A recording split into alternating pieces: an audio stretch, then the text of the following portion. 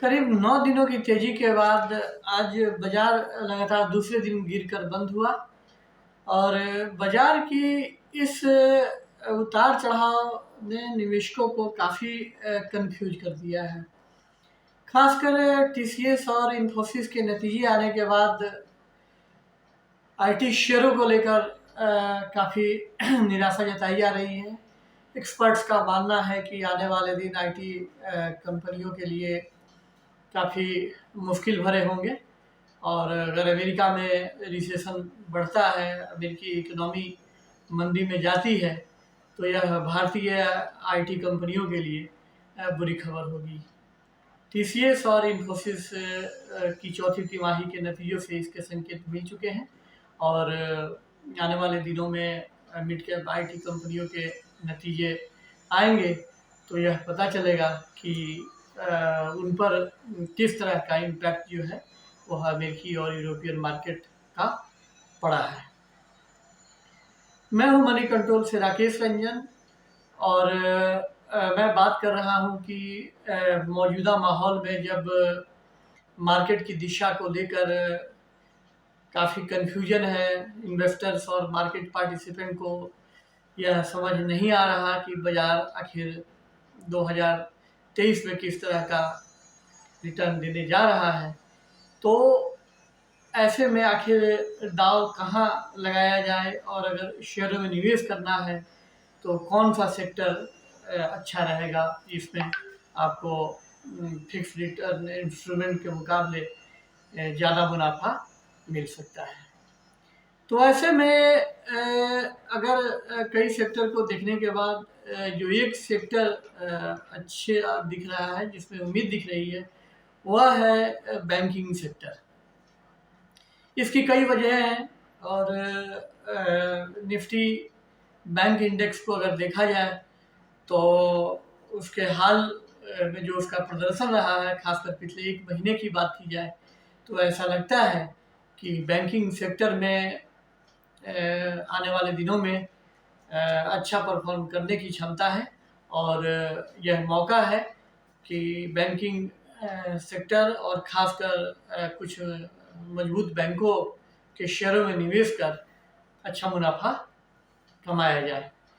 तो कुछ आंकड़े मैं आपको बताता हूं जो पर्सपेक्टिव को समझने में मदद करेंगे।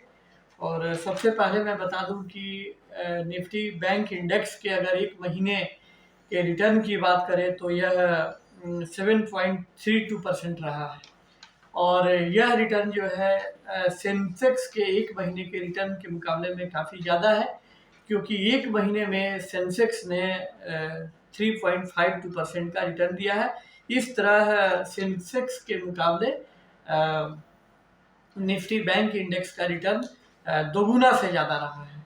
अब सवाल है कि निफ्टी बैंक इंडेक्स में ऐसे कौन से शेयर हैं जिस पे दांव लगाकर और ठोस मुनाफा कमाया जा सकता है। तो इसके लिए मैंने कुछ शेयरों के डेटा आपके सामने रखने की कोशिश की है और इसमें मैंने उन शेयरों को पहले रखा है जो अपने लाइफ 52 हफ्ते के हाई लेवल से अभी भी काफ़ी दूर है और इसमें जो मुझे सबसे प्रमुख नाम दिखाई देता है तो वह है आपको बंधन बैंक का दिखाई देता है। बंधन बैंक का जो शेयर है उसका 52 वीक का जो हाई लेवल है वह 349 रुपीज़ का और अभी यह शेयर जो है 213.50 के रेट पे चल रहा है। तो इस शेयर में इसके हाई लेवल के मुकाबले काफ़ी फ़र्क दिख रहा है और इसी तरह से जो दूसरा शेयर है जिसका प्राइस उसके 52 वीक के रिकॉर्ड हाई से दूर है वह है Punjab national bank. Punjab national bank के शेयर का 52 हफ्ते का रिकॉर्ड जो हाई है वह है 62 रुपीज़ का है और अभी इस शेयर का जो प्राइस है वह 49.95 रुपीज़ का है। तो इस तरह से ये दोनों बैंक जो है, बंधन बैंक और पीएनबी, इनके शेयर जो है अपने लाइफ टाइम नहीं, 52 वीक हाई से अभी काफ़ी दूर दिख रहे हैं। तो इनमें जो निवेश कर अच्छा मुनाफा कमाया जा सकता है। बाकी एसबीआई का शेयर भी अपने लाइफ 52 ईयर हाई से काफ़ी कम है, और अभी इस शेयर का प्राइस 544 चल रहा है। और मोतीलाल ओसवाल ने एसबीआई के शेयरों के लिए 725 रुपीज़ का टारगेट दिया है। इसी तरह आईसीआईसीआई बैंक के शेयर का अभी प्राइस जो है वह 901 है, और मोतीलाल ओसवाल ने इसके शेयरों के लिए 1150 रुपीज़ का टारगेट प्राइस दिया है। तो जाहिर सी बात है कि बैंकिंग शेयरों में आने वाले दिनों में अच्छा ट्रैक्शन दिखाई दे रहा है। और अगर शेयर बाज़ार के अगर दूसरे सेक्टर से की बात करें तो उसके मुकाबले जो है कि बैंकिंग सेक्टर के फंडामेंटल्स मजबूत दिख रहे हैं।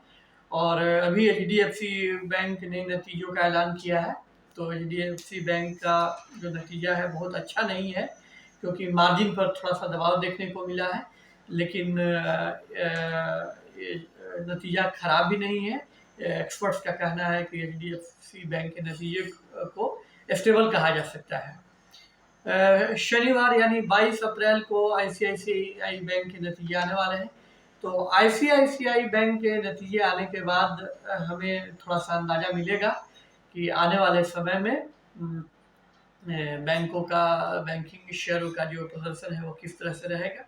और एक बात है जो दिख रही है, एक्सपर्ट्स का कहना है कि आने वाले दिनों में बैंकों के मार्जिन पे थोड़ा सा दबाव दिख सकता है। और जैसा कि एचडीएफसी बैंक के मार्जिन पर चौथी तिमाही के नतीजों में हमने थोड़ा दबाव देखा है। इसकी वजह यह है कि बैंकों ने डिपॉजिट पर इंटरेस्ट रेट काफ़ी बढ़ाया है, और जिसके चलते डिपॉजिट की उनकी कॉस्ट बढ़ी है।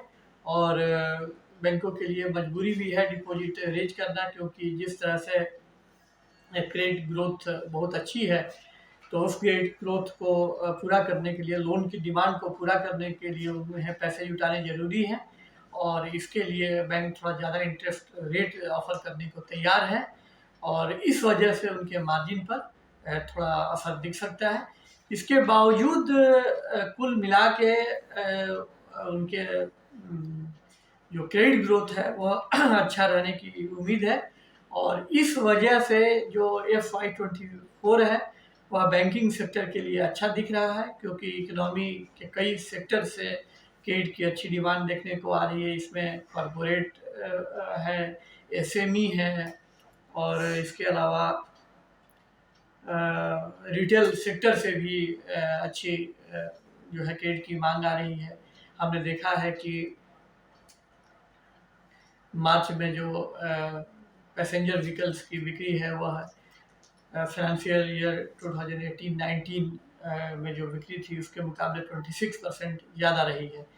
तो इसका मतलब है कि फिर से जो है कि इकोनॉमिक एक्टिविटीज अपने रिकॉर्ड हाई लेवल की तरफ बढ़ रही है। और इकोनॉमी की ग्रोथ के लिए बैंकिंग सेक्टर का सपोर्ट बहुत ज़रूरी है।